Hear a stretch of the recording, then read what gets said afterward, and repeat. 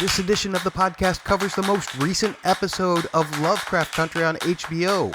If you haven't seen that episode yet, go and watch it and then come back and listen. That's your warning. It's Double M. We are a proud part of the Double P family of podcasts and the home of your 59th favorite podcast overall covering the series. It's Catfish. Yeah, take that, number 60, in your face. Two wonderful panelists. Welcome to Shoggoth Surprise.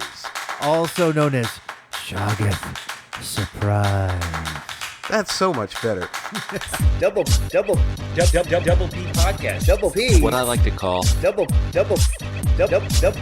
what I like to call Double P podcast. Just like a Deus ex Hippolyta, we arrive in your ears just at the perfect time to talk about Lovecraft Country on HBO. Welcome to Shoggoth Surprise. a podcast dedicated to the aforementioned television series. And this week we're talking about Season 1, Episode 9, Rewind 1921, with a teleplay by Misha Green, Jonathan I. Kidd, and I butchered this name the last time, but I will not this time because if I mess it up once, shame on me. And if I mess it up twice, also shame on me. But it's Sonia Winton O'Dampton. That's how you say her name. To be followed by the director's name, whose name I will surely butcher as well. Let's hear it. Directed by Jeffrey Nachmanoff. Nachmanoff? I think that's right. I think without the hesitation was good, but you made it dramatic when you said it the first time. I like making things dramatic. I Jeffrey do. Nachmanoff. Perfect. Mm-hmm. By the way, my name is Double M. Double M.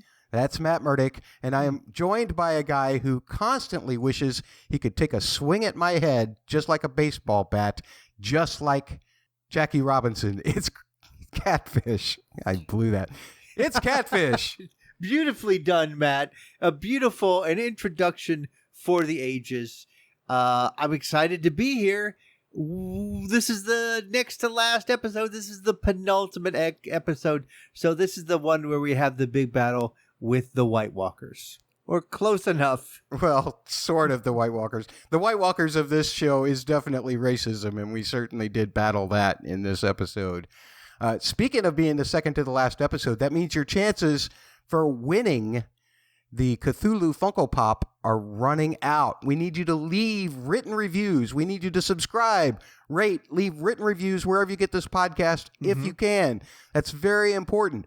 We also need you to tweet your feedback to the word double, the letters PHQ on Twitter or Insta, or you can join up with the conversation at the Facebook page, facebook.com/the word double, the letters PHQ.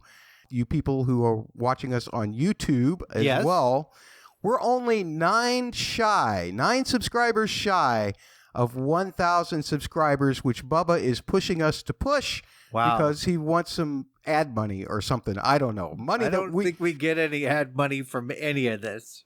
It's just a magical number. It's just a magical number. He just likes to add a zero to the number. This is a good point. Completely, there's no doubt that Bubba is fully monetizing this and living large off the sweat of our brow, Matt. I think he bought a brand new house with the money that he's made off of you and me alone.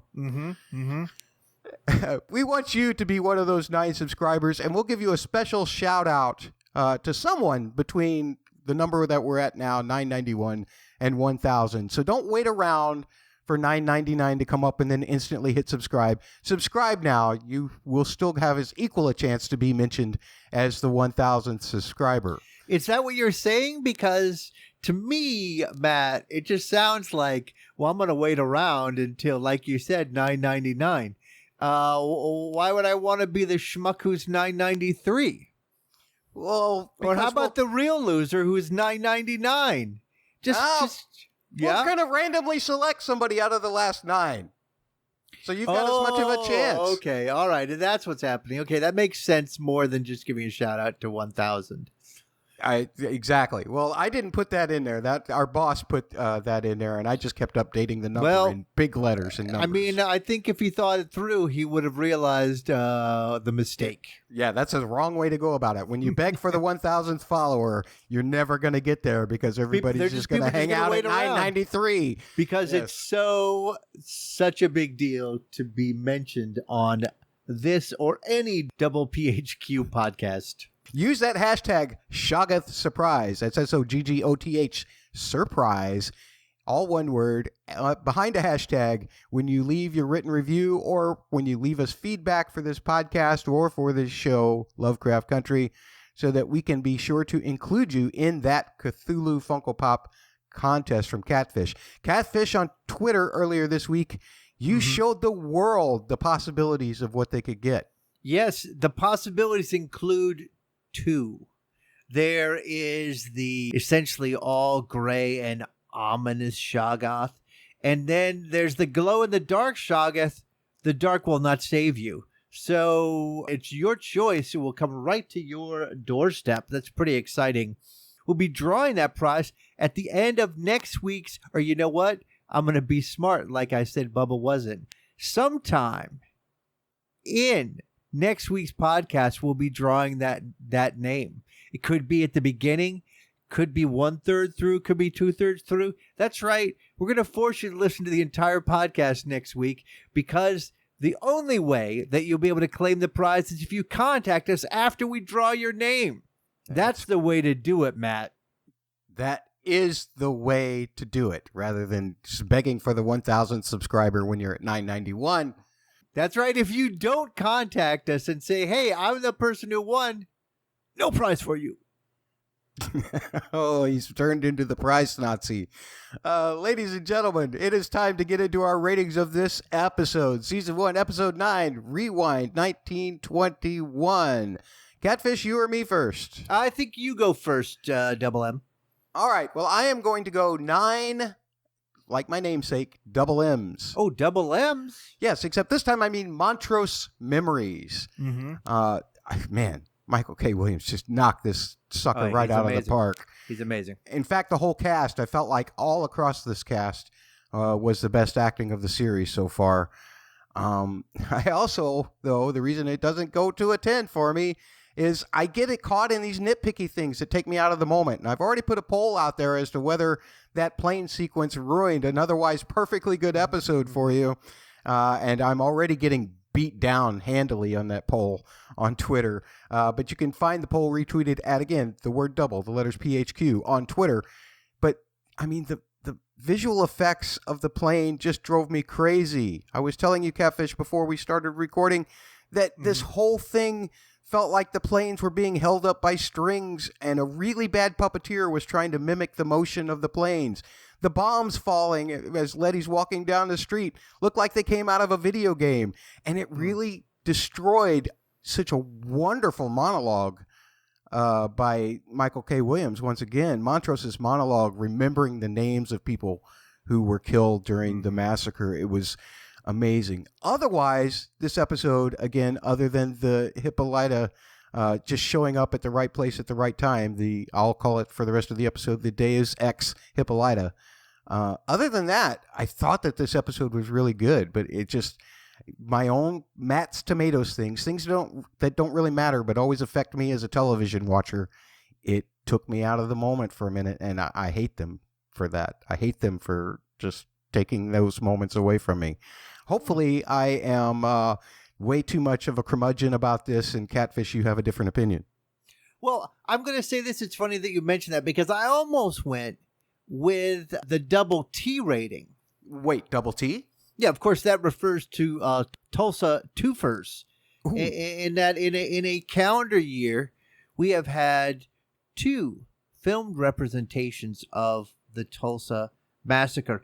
Something that was so unpublicized that after they did it on The Watchmen and that it became the linchpin kind of for that series, there were people of color in Tulsa who were like, I'd never heard of this. In Tulsa, not taught in Tulsa.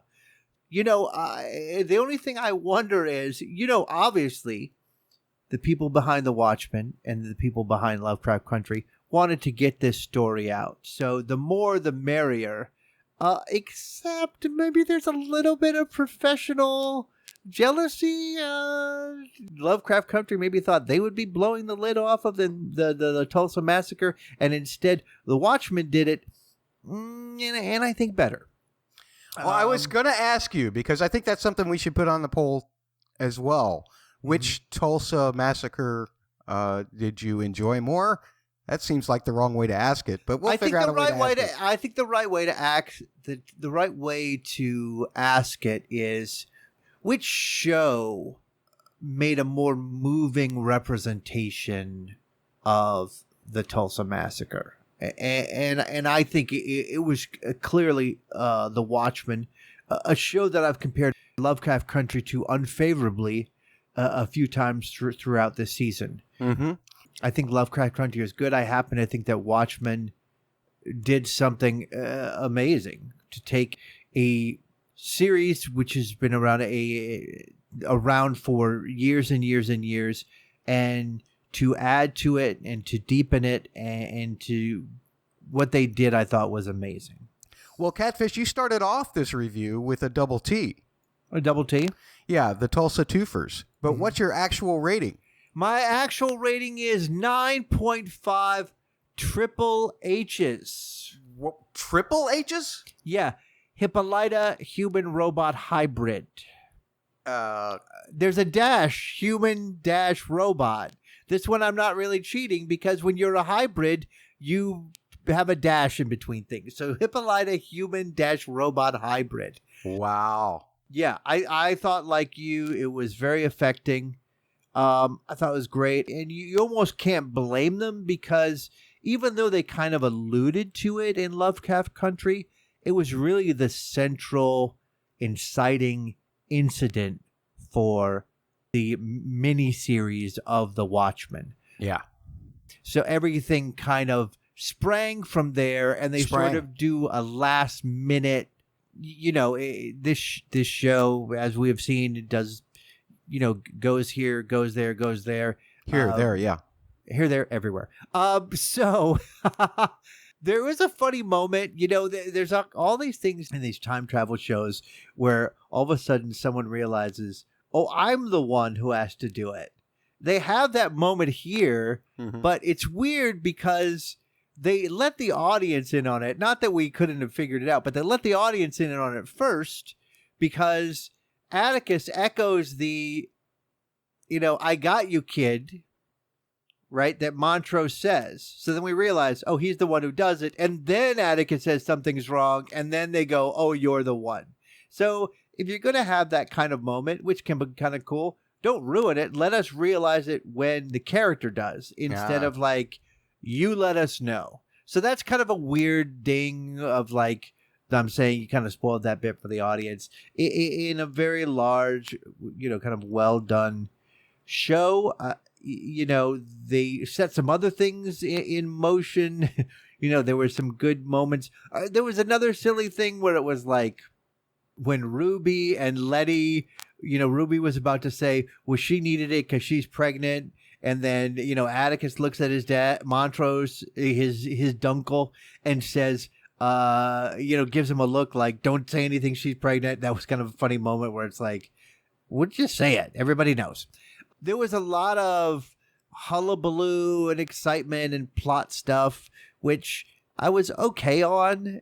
Here, what was really affecting was Montrose. Montrose was really our only key into, how bad Tulsa was, and also on how bad Montrose's childhood was. So I guess it was good that we spent a lot of time kind of getting to know Montrose in that one episode, because then that really helped it become more powerful here. Yeah. Well, you had said earlier in our podcast this season that, you felt like there should be more to this thing with Montrose, and we finally got the payoff for that. So I'm happy for you there. You rated it higher than me, and it seems like you complained more than I did. I don't understand that. I'm a whiner, Matt. I think we all know that.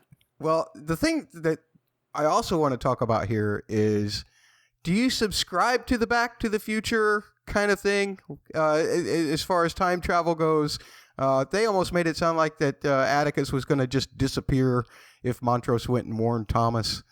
Those kind of things. I think I should put this on the poll as well. Are you a Back to the Future person, or are you an Endgame person? And see where that comes out, because that seemed a little bit silly and off to me. Speaking of silly and off, Matt, let's get right to some reviews, because we have a 5-star review that has some what I think are pretty good criticisms. Okay, well, we'll do that. Our rating comes from the U.S. iTunes or Apple Podcast Store from Jamie DSK. Thank you so much for your 5-star review. We appreciate that. And you would think that would be a very positive review. However, we appreciate that you were nice enough to leave us the stars. But Jamie DSK says, like listening, as their title, and then continues in the text, but the format of this is hard to handle. It takes them a really long time to get to the content. Putting feedback up front always seems super cringe to me. Do it after. Oh boy.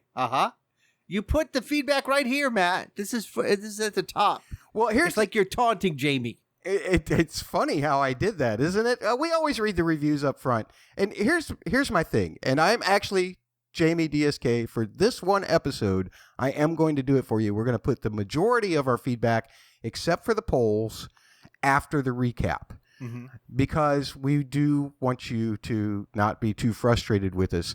But I am the kind of person who likes to eat a fresh dinner, not with stuff from last week on my plate as well. So that's why we've been putting the feedback up front. But I will consider this, and please don't blame Bubba and Catfish. Most of the time, they handle podcasts much better than I do. I'm just the weirdo that kind of did the format for this. So no, I'm gonna blame Bubba, because this is exactly my. And again, what people need to know how the sausage gets made. I'm just along for the ride. On the podcast that Bubba does, he does all the work. On this podcast, Matt does all the work. So I am happy to go along with whatever format. But Bubba spends like 15 minutes at the top of every episode begging for listeners and reviews. And I always think, like, just let's save it to the end. Because I'm worried we're going to turn people away. But today, Jamie, I agree with you. I thank you for the 5-star rating. And at least for today, you're going to get most of your wish. Most of your wish. I accommodated as much as you can. Not before I talk about the ratings, though. Catfish, you talked about how you hated the Hippolyta episode. Well, didn't hate, but didn't like it as much as the rest of the season, correct? I think I said I would have enjoyed it more had I had access to drugs and could have just enjoyed it for the ride instead of expecting the story to move forward. Exactly. Thank you. Is the way you put it. I think 20% of the demographic agreed with you, and nearly 17% of the viewing audience agreed with you as well, because last week, on the 4th of October of 2020, the ratings were down to only 627,000 on a first live view. Again, a drop of 16%. I'm betting, though, that after last week's episode, when we get the ratings for this past Sunday's episode on the 11th, that we'll see an uptick in the ratings again. So hopefully that'll be the case. All right, let's move on. We got some. Oh, you got some polls up, Matt. Let me read your first poll. I'm very excited. Okay, you do it. All right. Matt says, regarding last night's episode, and this was a week ago, which is worse, bloody bed sheets or crusty cream of wheat? The great Bubba debate.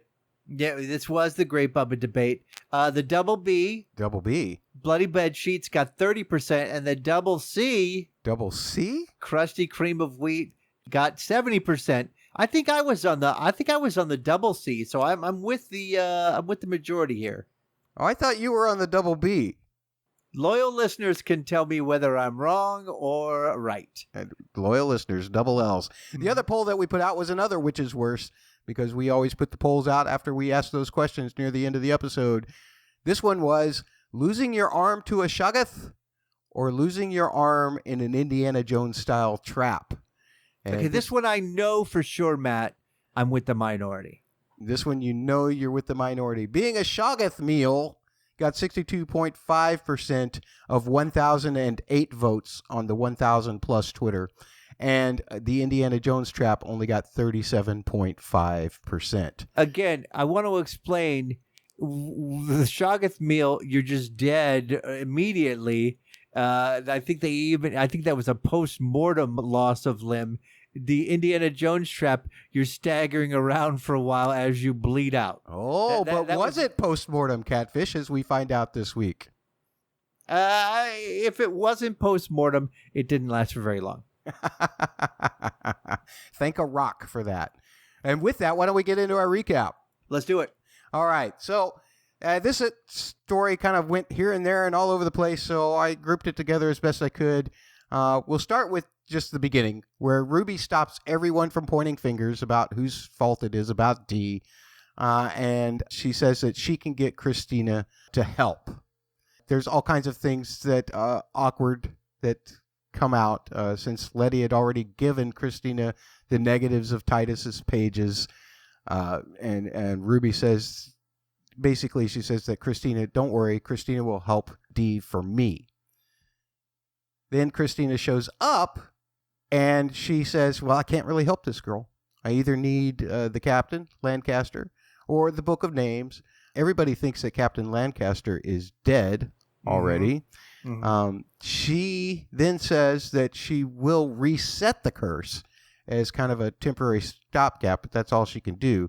But Tick has to agree to come with her willingly to Artem for the autumnal equinox, and he reluctantly agrees, and she gives him some instructions, which means she needs also some blood from the nearest relative, which turns out to be Montrose, I guess because he's her uncle, and that as opposed to a cousin, so that's what needs to be done.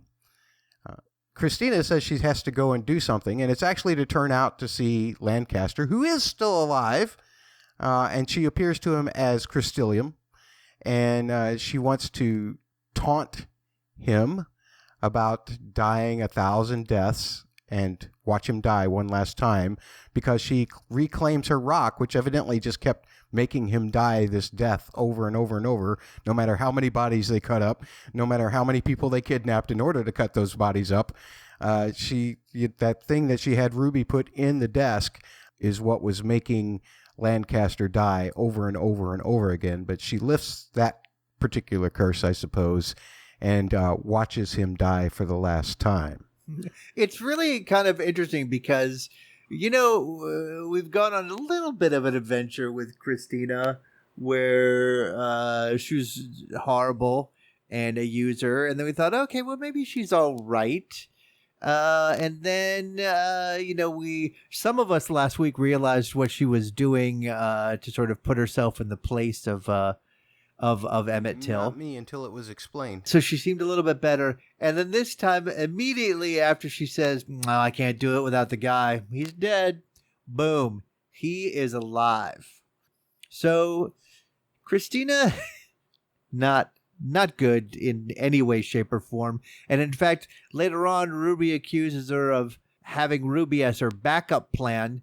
I guess I all the time thought she was using Ruby. I just didn't understand why she wasn't using Ruby as her front plan, because she could have used Ruby to get the orrery quickly. And of course, there's a deadline, unless she can use an equinox other than autumnal. And she's just like, well, whatever. There's 4 equinoxes a year. I can wait this out.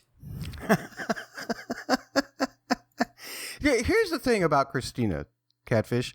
Yeah. We have come in the last 10 years to this age of the anti-hero or the anti-villain in a way. You have to come up with somebody who's a little more in a gray shade than just a straight black and white. For me, that moment with Christina and Lancaster, doing it just out of sheer selfishness, just out of taunting, out of revenge, that felt good to me, that we had a character that was just And I'm not saying that Christina isn't complex, because I believe that she is. I believe that what she says to Ruby in some of this episode is very true. But I think the only person that she's telling any truths to is Ruby. And she's not apologizing for the things that she's telling Ruby in terms of whether it's bad or not. So I do find it refreshing that she kind of sits in who she is for what she wants and is going to do it no matter what the cost. Yeah. I'm going to put her on the selfishness scale, which is 0 is Jesus and 100 is Trump. I'm going to give her Christina about a 94. Ooh, I think that's about fair. Yeah. I just want to make it clear, a woman who has killed, tortured, and schemed and wants to basically live forever so that she can rule over the world is only 94% as bad as Trump. Okay. Speaking of motivations, Yeah. it's pretty clear that one of Montrose's motivations in every scene is to get some hooch, because he decides to kind of, do a little taste testing of, I don't know what it was, paintbrush cleaner, gasoline as Tick calls it, road rash as George used to call it. I have no idea what that stuff was made of, but it's got to be pretty strong if it even makes Montrose wince a little bit and knocks Tick nearly over. He's worried about a lot of things. He's worried that his blood won't work. He's finally reveals to Atticus that George might be Tick's father. And a lot of truths about Montrose are coming out right off the top. So it feels, you get the feeling that this is a Montrose-centered episode, even though a lot of things do happen. He kind of cites the events in Tulsa in 1921 as being the reason that there was kind of this unbreakable bond between Montrose and George and Dora, which we see played out later on in the episode. Now, Matt, let me just stop you here, because there is a weird thing here that goes unexplained, and I'm not sure it's important enough to be saved for an episode 10 reveal. Maybe it is. Why? Why did Dora end up with Montrose and not George? Why did she marry Montrose and not George? Again, I don't think it's important. It's like a big enough thing to let's save it for episode 10, but it's clearly hanging out there. Yeah, and the only thing that's even come close to answering that was that Dora's sister, we find out later in the episode, had a crush on George, but she didn't survive Tulsa. So it's kind of unclear to me as to what was going on. Maybe it's seated in the fact that George never stuck up for Montrose, as Dora called him on later in the episode. I mean, if I were to give it a guess, I would say that she stuck with Montrose just to make his life easier, because she understood what he was, but that he wanted to kind of have a family. The only question is, then why did George go through, and even though he would have sex, he had sex with her, why did he end up marrying somebody else? I think that's an interesting take on that, and I don't have anything to refute that take in any way, shape, or form.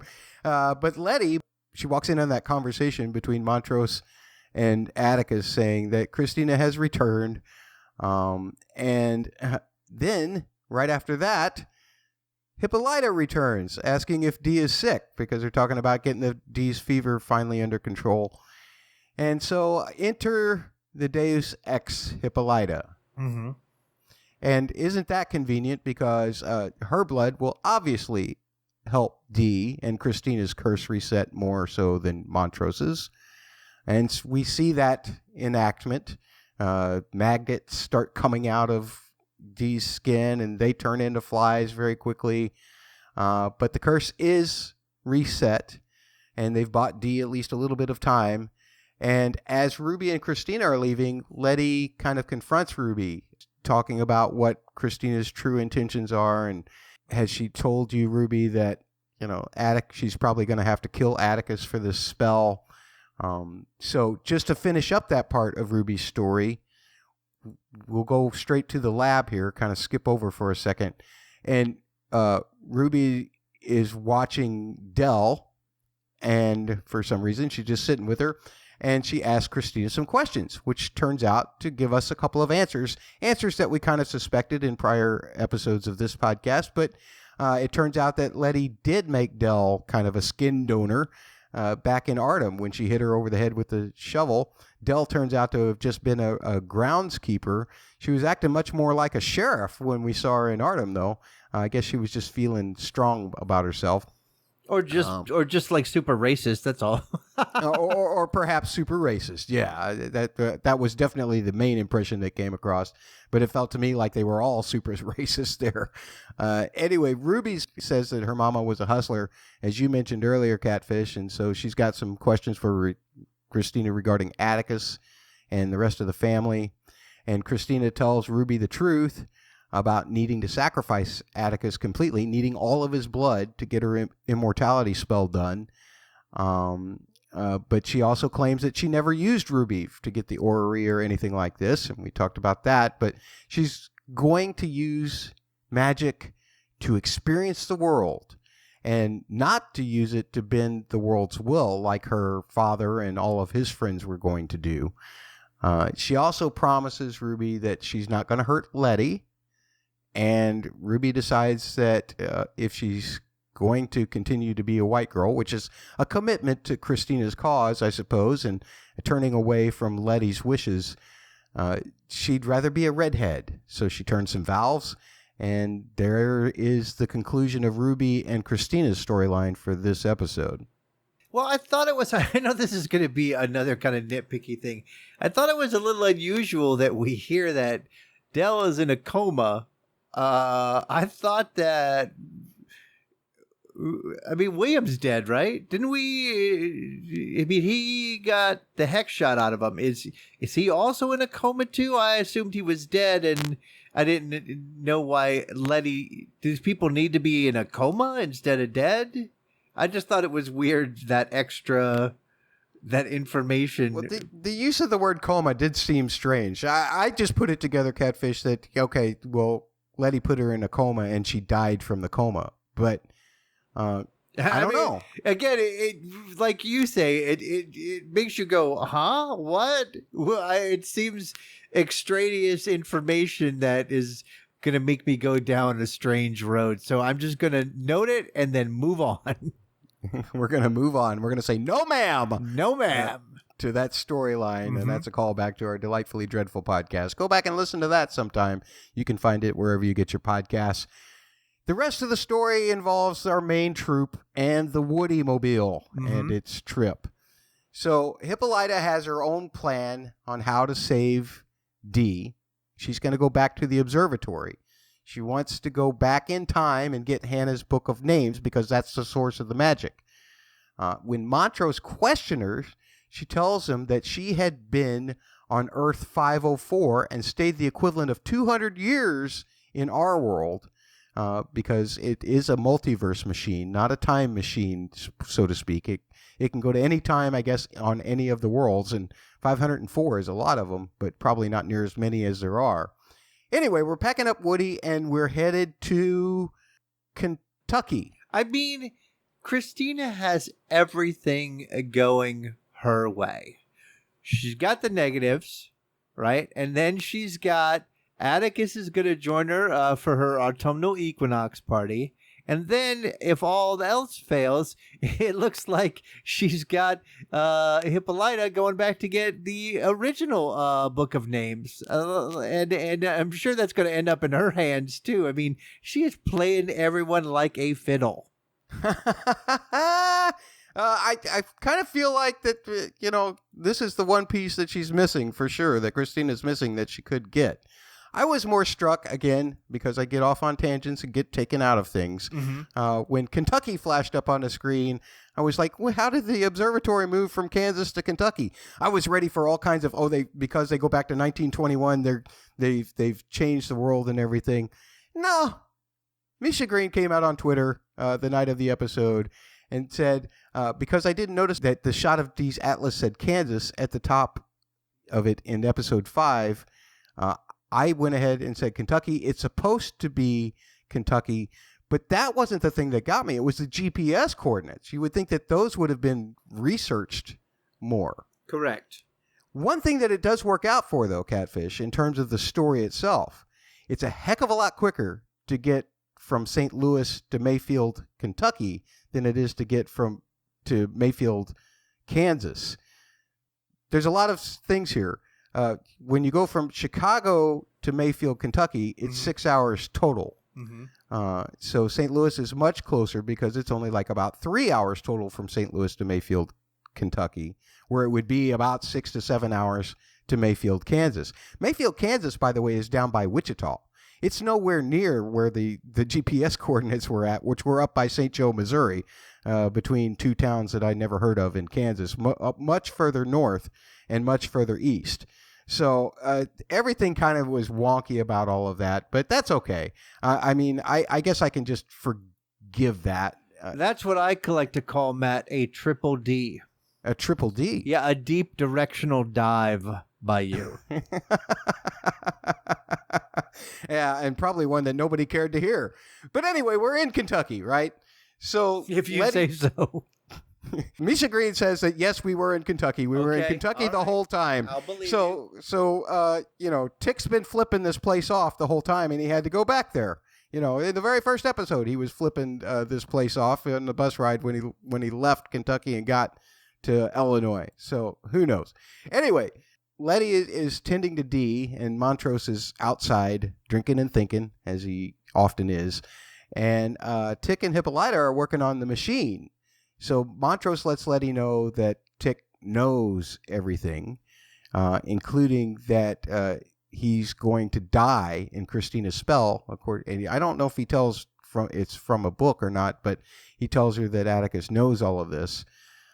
Letty's still holding on to the hope that of Hippolyta knowing of these parallel universes, that somehow that might pan out for Atticus.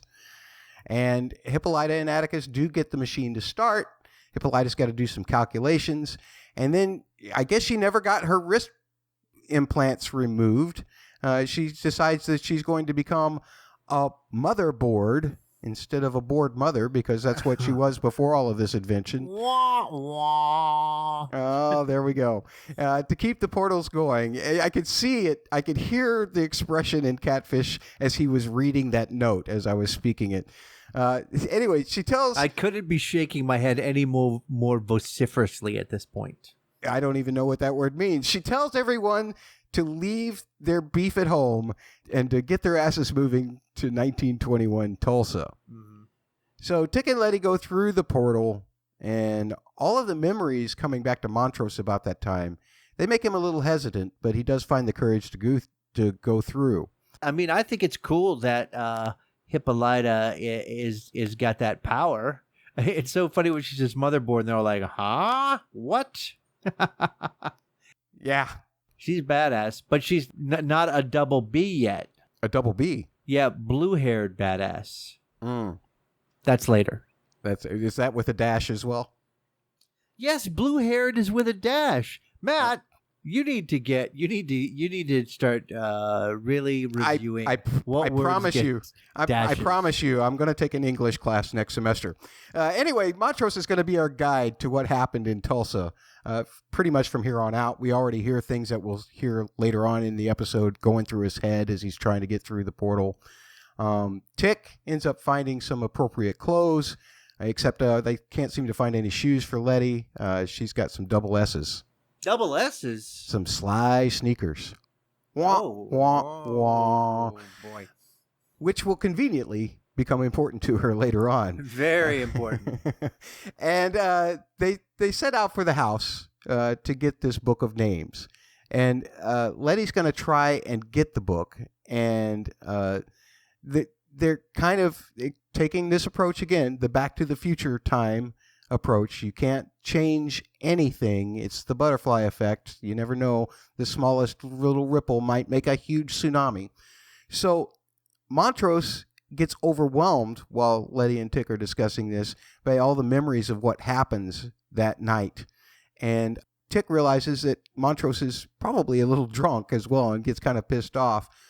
Everything comes bubbling up, and Tick is just kind of ready to disown Montrose after all of this is over. I'm not going to sugarcoat it. Atticus is a dick in this episode.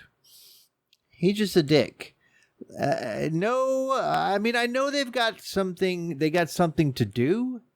They got a very important thing to do, but have a little compassion for your father who survived this horrible episode, and you're bringing him back to it. Yeah. I mean, that's all. Atticus, super dick in this episode.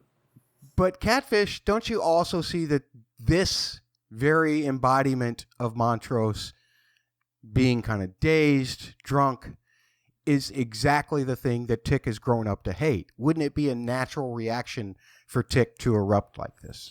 No, I think the Montrose that Tick grew up to hate was the angry one who would beat him. I think that's the one he grew up to hate. And typically, I'm sure that Montrose would probably be drunk when he did that, right? That was kind of the implication as well. Okay, sure. I'll buy that. So anyway, he says, I don't want nothing to do with you after all this is over, which makes us feel even worse for Montrose, as appropriately, just like you did, Catfish. We start calling Tick a dick. And they get to Montrose's childhood home, and Dora conveniently lives right next door. And Letty's ready to go and try and get the book, but instead they have to witness Montrose getting beat by his father. And that was horrible, making him pick his switch and everything. And when he wouldn't do it, then Dad just picked one on his own, probably the most hurtful one on the limb there. And yeah, just I started beating him. always thought a switch was like a little sliver. It seems to me he took an entire branch off the tree. He took quite a bit. It was the largest switch known to man.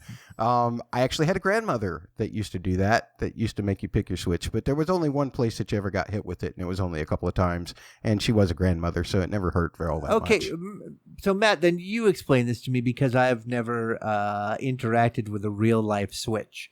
Is it a twig?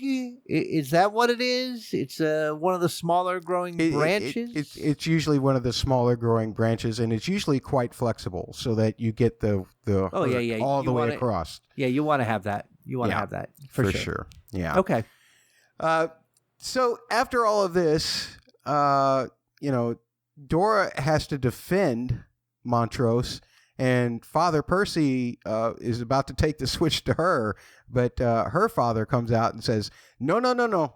You deal with your kids however you want, but not mine. In the meantime, George suddenly appears. He's changed into his prom outfit that him and Dora are supposed to be going on this prom, which we heard about earlier, may be canceled as they were in the hotel. And George doesn't seem to want to help anybody, so he becomes the object of Dora's anger for a few minutes because he just doesn't seem to be helping Montrose at all.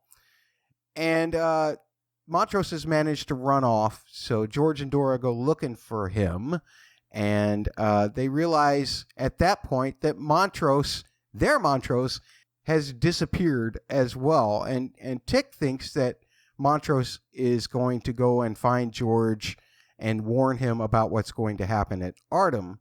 So they realize that they have to split up.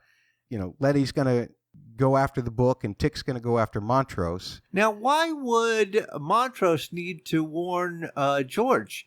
George made it out. You think if he was going to warn somebody, he would warn? That's just dumb. That's dumb thinking. I think that Tick thought that Montrose was going to warn George about what happens at Artem, about him getting shot and all of that, not what was going to happen that night. Completely disagree with you. So, one other thing that I want to say here is that there's an interesting point here to think about that I don't quite know who to believe now, because it is clear, as you said, George is not sticking up for Montrose. Now, is that because he doesn't want to get into it here on his prom night with his suit, or did Montrose imagine that George helped him out more than George actually did? Well, in the first episode, George actually told Atticus that Montrose took the brunt of all of their father's abuse more so than him. And he even admitted that he was sorry that he never did much for helping to help Montrose out in that very first episode. So what we're saying is, if you have a dick as a father, you're going to be a dick as a kid. This now explains George and Atticus. I got it. Because George is Atticus's father. You're definitively saying that. Exactly. Even if you're brought up by somebody else, if your father is an asshole, you will also be an asshole. It's in the DNA. Mm-hmm. Okay. Speaking of being an asshole, what about stealing vintage cars? How did Letty find out I want to know more about Letty's past. Okay, so one of the very first times we're introduced to Letty, she claimed she needed some money to bail a friend out of jail. So that's the kind of person that Letty is. Letty knows people who need to get bailed out of jail. Now, this could be just, selective policing, which would mean her friend didn't do anything and just ran into a racist cop, which is still quite easy to do in 2020. But it could be that it seemed to me that Letty, from the way Letty was, sounded to me like she was the kind of person who hung out with jazz artists and troublemakers. Well, and evidently car thieves, because here's the thing that I don't get. I can understand her knowing how to, hotwire a modern car. She knew enough about vintage cars at that time, a 1921 or newer or older car, that she knew where to hotwire that one at. Well, I would just assume this, Matt, that until cars ended up having computers, etc., that you just are connecting two wires and getting the starter to go, and that would have been the same in 1921 as in the 50s. Yeah, but in all of the movies, all the old movies, they do it at the ignition switch. They don't do it at the engine. Matt, you're not watching old enough movies. Maybe that's just it. Maybe I'm too young, unlike Catfish. Oh. Now our story splits up. So Letty is, we're going to follow her story first through its conclusion. Letty ends up having to use those sneakers that she had to keep to run away from some racists in Montrose's childhood block.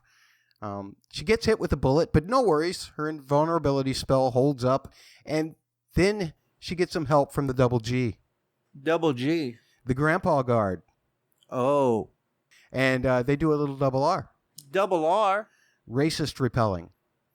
They get Letty inside the house, and Letty meets the keeper of the Book of Names, who is Tick's great-great-grandmother, and who is she's the first one to notice Letty's shoes are all off. She doesn't say anything, but she sees them, and Letty warns that there are more white folk coming, but she can't give away too much, again, because of the Back to the Future effect. So she just tells them about the people that are at the end of their block. Dora's father, who would be Tick's other grandfather, offers her a gun and a place to keep guard and stay safe.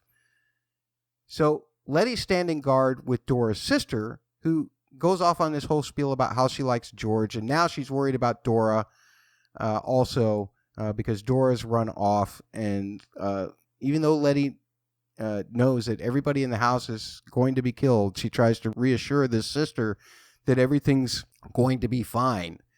Then the gunshots break out, peace is disturbed. The sister goes looking for other members of their family at Letty's urging, and Letty uses that opportunity to go searching for the book. Now, while she's looking for the book, Tick's great-grandmother catches her, and Letty tries to use... She tells her that she's from the future, and she uses the birthmark explanation. You have the same birthmark that Tick has, because we saw that in a picture from you. But great-grandma is pulling a gun on her because she already knew something was off about those shoes. And because there's such an urgency about the Book of Names, great-grandma also figures out that everyone in the house is going to end up dying. A mob shows up outside and starts a fire in the house. Great-grandma has to be begged essentially by Letty to give her the book. But she still looks like she's not going to. And Letty gives out this double G. Double G. A grieving gasp. Okay. Uh-huh. Because, this could all jeopardize the future of the unborn baby and the Back to the Future rules. So she gives Letty the book and tells her to get the heck out of there while she still can, because a torch comes in through the window and sets their room. And Letty says that she's going to stay with her because, invulnerability spell. And they pray together until great-grandmother and the entire household comes to a horrible end. Oh, first of all, I love that great-grandmother character. I thought that she was amazingly strong and wonderful and serenely calm. I guess she'd had a life. But I loved that character, and that was much better effects for me than the plane, so that didn't bother me. It didn't take me out of the moment. I was horrified for that whole family. Oh, that's funny, because I thought those fire effects were not good. That's funny.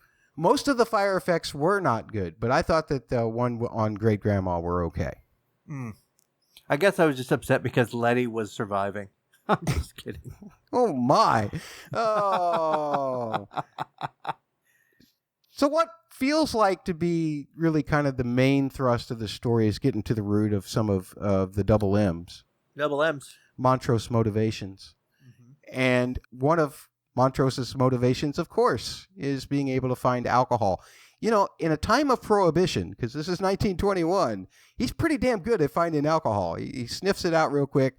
He busts the window open of a car with a bat. That bat's going to become important here in a minute. And he helps himself to some of the good stuff, as good as stuff can be during a time of prohibition, I suppose. But Tick finds him in the alley. It's probably better than the road rash. Probably better than the road rash. I would imagine so. But Tick finds Montrose in the alley, looking at the spot where he remembered being attacked by the racists. Also, he remembers the way he had to put his friend Thomas off. He had to call him all kinds of horrible names and become a man because his father was going to beat him if he didn't.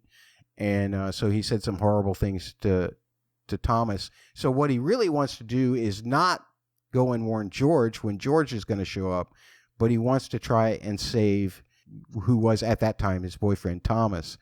And Atticus begs him not to because, again, Back to the Future rules. Can't do that. I might disappear. They have kind of an argument about it, but then Tick's going to let him go because Montrose says it's not going to affect anything. And then after Tick says, okay, then Montrose gets hesitant. Then the mob that attacks Thomas and Montrose, the younger Thomas and Montrose, shows up. And Montrose has to recount a lot of it out loud as it's happening, and they're witnessing it across the street.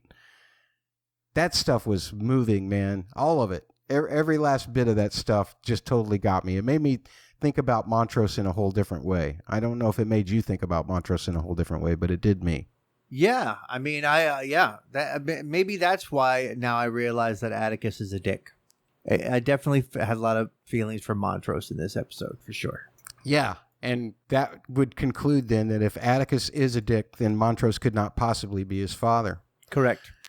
Okay, so fortunately, or unfortunately, George and Dora come to the rescue and try and hold him off as long as they can, and the group only had one gun with them, but they did start beating the kids down quite a bit after the gun had blown Thomas's head off, more or less. They shoot him in the head, and it gets all over Montrose, and it's horrible and awful. Then the older Montrose recalls a stranger swinging a baseball bat like Jackie Robinson, who saves them all. And here's where we get to your moment, Catfish, where, what's wrong? There's nobody showing up. And it turns out that it has to be older Tick who was the stranger. Got a couple questions about this. Yep. Before we go any further. Yep. What do you want? First of all, why doesn't Montrose remember that his son happens to look exactly like the stranger, or that George remembered that Atticus happens to look exactly like the stranger? You would think between the two of them, one of them would remember what Atticus looked like on those events, or did they just block it out? I mean, it's a pretty traumatic moment, but I don't know whether you would remember someone's face so clearly to recognize them 20 years later by the time Atticus looks like that again. Maybe so. I just since everybody seems to remember, and this story has evidently been recounted to Tick before, because at the same time he says, "I got you, kid." That whole thing happens, and Atticus remembers it. So that story's been told. If you remember that, then you would think you would remember the guy's face. No, not at all. I don't. I completely disagree with you again. Okay, go ahead. Yeah, I don't have any problem with. I don't have any problem with not. Now here's the one thing that I want to ask you if you did catch. Mhm. Do you remember Atticus's dream in the very first episode? And Jackie Robinson said, "I got you, kid," when he went after the Cthulhu. Oh, nice. So that was nice. That has rung in Atticus's head for a long time, even into his dreams. So I love that. And there was great music and everything, but he ends up doing some double R of his own. Double R. Repelling racists. And I loved all of that as well. In fact, that whole sequence with Montrose and the emotion of it, that coupled with his monologue, which I got taken out of, unfortunately, by the planes. But, I mean, Michael K. Williams just totally was amazing in this episode. It was all very powerful to me. So, in the aftermath of all of this stuff, Tick and Montrose, they do get back to the portal. They realize that it's not working quite as steadily as it was before. They can see Hippolyta struggling, so Atticus jumps through because it takes a little bit of double T. Double T? Tick timing. Oh, boy. But the motherboard... Don't say it. Or the not bored mother... You said is it. spitting things up and can't keep the portal open consistently. She's got all kinds of white froth coming out of her mouth. It collapses, and that leaves Montrose on the other side, and Letty's not even back to the hotel yet with the book. Uh-oh. During this time, when Montrose is cut off, he watches as people are getting shot and killed in the street, and buildings are being burned, and model planes are bombing with little model bombs. And Montrose starts narrating aloud to us the horrors of that night and what we found out about it later. Again, all of the listing of people who helped or who didn't help or who were killed. Tick manages to get Hippolyta to find the strength, using D as a motive, to get the portal back going again and more steady. Mm-hmm. And as the bombs fall on Tulsa, mm-hmm. Hippolyta manages to keep it open, and Letty manages to walk through all of the fire. How big of a force field does she have around her? I guess all she has to do is hold the book close to her, and that's not. Yeah, so much. Sure. She can hold the book close to her. Also, it's not a normal book. It's a book of names. I would imagine you can't destroy it using non-magical things. Remember, now that we have the forethought to figure this out. Just like Atticus was the one who saved the kids, the only reason why the book didn't survive the fire is because they took the book away. Okay, I can go with that. That's good. Go with it. I love it. And she gets to the hotel. They jump through the portal using some tick timing of their own, mm-hmm. and then Hippolyta manages to close the portal or gives out or something from exhaustion or whatever. She does wake back up and ask Tick if they got the book, and he confirms it. And wow, that's an episode. A lot happening in that episode. Very mm-hmm. emotionally powerful. I'm sorry that I got so distracted by nitpicky stuff. Mm-hmm. Mm-hmm. You can send your hate mail to @musicalconcepts. Don't send it to @PHQ. But if you want to talk about this episode, please do send that to @PHQ. or you can find them on Facebook, facebook.com/double, the letters PHQ. Speaking of contacting us, there's lots of feedback here, unless you have some final thoughts about the recap here. No, let's get into the feedback. I love it. All right. We have places you can leave feedback like YouTube. Just search for the word double, the letters P, media on YouTube, and you can leave comments on any of our videos there. Also, remember that we're only 9 subscribers from 1,000. So, subscribe now. Anybody subscribing between now and number 1,000 might receive a special shout-out, or maybe over 1,000, because I don't want to disclude anybody possibly getting a special shout-out, because we don't want to do what Bubba did. What was that? Only include subscriber 1,000 so that nobody will subscribe 1,000. Oh, right. But if you say about that plan, if you say that we're stopping with our mentions at 1,000, then we'll never get to 1,001. So, what did Lydia Moon on YouTube say about last week's episode, Catfish? Lydia Moon said, to answer a question brought up in the cast, both Topsy and Bopsy were played by black actresses dancers. They just had different skin tones. That was Catfish's screw up. To speak to another issue, which is very insightful, not only is Dee haunted, black women and girls are haunted by the stereotypes, assumptions, and prejudices people have about us. It harkens back to when Sun Ra said that black people are myths. I thought that was a brilliant thematic choice by the writers. Awesome feedback, Lydia. Thank you very much. Thank you, Lydia, very much for that enlightenment. And Chrissy Howard, what did Chrissy Howard have to say? Not much, surprisingly. She gave us a mountain of feedback last week, but she's also said this week, Bubba, I love you. Oh, boy. I'll always be a double L. Double L. Loyal listener. Okay. Thank you for sharing all of my earlier comments. I've got a lot of thoughts this week. We never got them, Chrissy. Where did they go? I was going to say, let's hear them. All right. Michelle Palmer did share some thoughts, said, good. I wait for love from you. What? Oh, that was responding to Chrissy. Not to us, to Chrissy. We love it. Mad Kid 623 BHN says, series has been outstanding. What do you mean improve? Oh, zing. We got some Twitter feedback. At Hunpence saying, wow, double B. Oh, sorry, not wow, double B. W double B.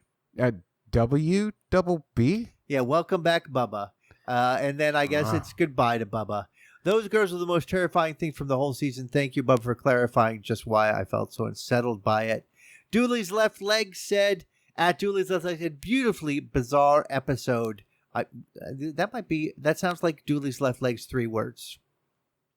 Had to give it 8.5 septuple S's. Septuple S's? Have we ever had that before? Nah, I think I've done it once or twice, but then I almost fell. Superlatively surreal, sensuous, skin-shedding sex scenes. Needle Drop was the Karate Kid classic. Cruel Summer, which did take me out of the show briefly, back to my Miyagi-loving, crane-kicking younger self, but still worked. Oh, my goodness. I'm going to cover this so that I get in trouble for it and not you, Matt. Thank you. At Patman23, Pat Sponazgul gave us a lot of thoughts. Let's see if I'm going to edit this into my favor. He said it was good having Bub on the podcast, but I think he's willfully ignoring all the times that Tick announced his motivation, finding his dad, not being sacrificed, agreeing to be sacrificed to save Uncle George, staying at Letty to protect the house from the neighbors, wanting to stop Christina from whatever plan was and getting Letty to buy the house, getting Titus's pages to protect them, translating the photos of the pages to protect them, tracking down info about his mother who might have the book and names to protect them, making a deal for a magical protection scale from Christina because he knows he'll need one because of the information from his son's book. Wow. He also says Catfish, that's me, gets credit for understanding the context of Christina's self-inflicted abuse. Sorry, Matt. But then he says Catfish is wrong, but doesn't provide any evidence to support that. That is so untrue. Now, something else that he mentions, he says, when Dee was waiting for the cursed kids to come to her, I said, what is she drawing? She began sketching them because she couldn't tell anyone about them. That's a very smart thing that he said. Because she had tried to tell Letty and started choking. And then Christine was, I forgot to mention, Christine was looking at those drawings in this episode and kind of helped her understand what was happening. So that was a very cool moment. He said it was a solid podcast. Always glad to hear the double V. The double V. Yeah, very valid opinions of all three of you. Thank you for taking the time to podcast about Lovecraft Country. Thank you so much, Pat, man. We love all your feedback. We did not read it all this week, but mostly because it's the end of the episode and I'm tired. See, if we'd read it at the beginning of the episode, I wouldn't be tired anymore. For episode 9, we also got some feedback from Shadowcat_Bex, who we love. He says, I was slightly worried at the beginning of the episode for episode 9. H's re-entrance was sloppy, Hippolyta, and D's healing too fast, but not permanently. But OMG, this episode was amazing. Her 3 words were, can't stop crying, and she noted Misha Green's explanation of the Kansas thing. Yeah, she was the one who actually tipped me off. By the way, be sure to catch Shadowcat Bex on her YouTube project with Heidi and John. They cover different aspects of Lovecraft Country as well on their YouTube. Look for the Creatives Guild. All right, and 3 words from Hamlet is dead, 10 out of 10. Whoa. He also noted that the blue moonshine mason jar 1915-ish, Mason began making canning jars blue. They're collectible now. They went back to clear to save money. A few years ago, they brought back the blue glass for the 100th anniversary. He likes the authentic use of the blue glass. Hunt Pants again says 3 words for this episode, Michael Kenneth Williams. Amen. Matt, what are your 3 words for this episode? My 3 words are Triple M. Triple M. Moving Montrose moments. How about you? I got mine as Triple W. Triple W? Yeah, wanna be invincible.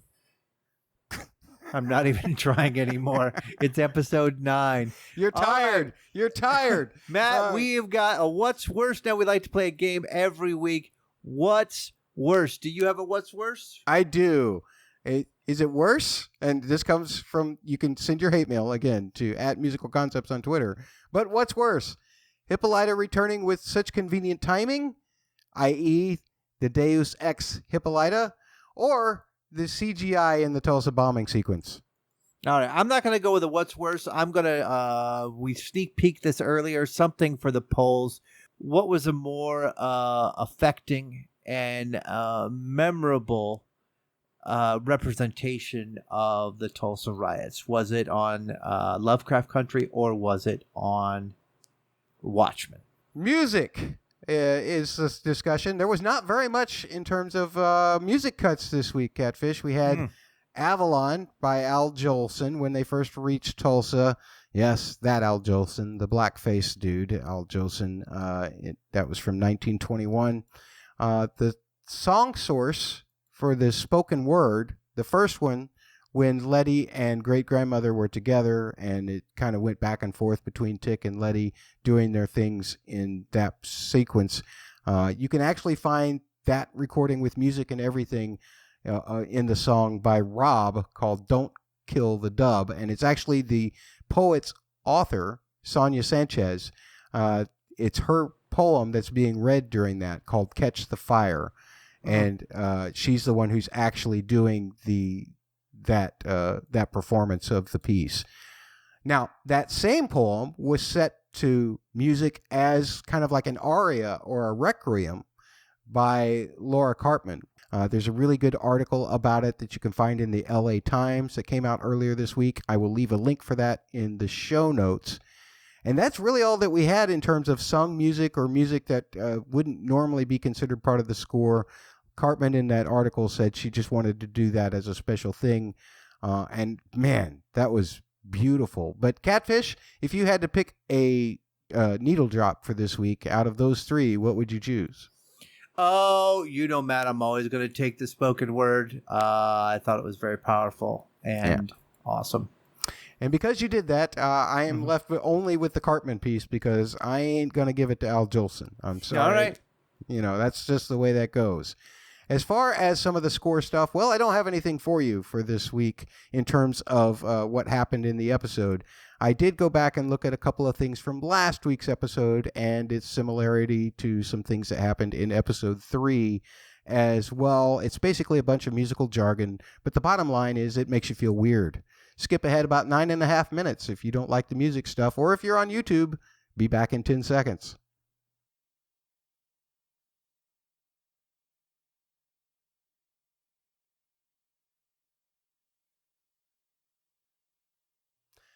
All right, Catfish, time flies when you're not having fun. So how can people reach you when they want to tell you how wrong you are about certain takes that you had disagreeing with me on this episode?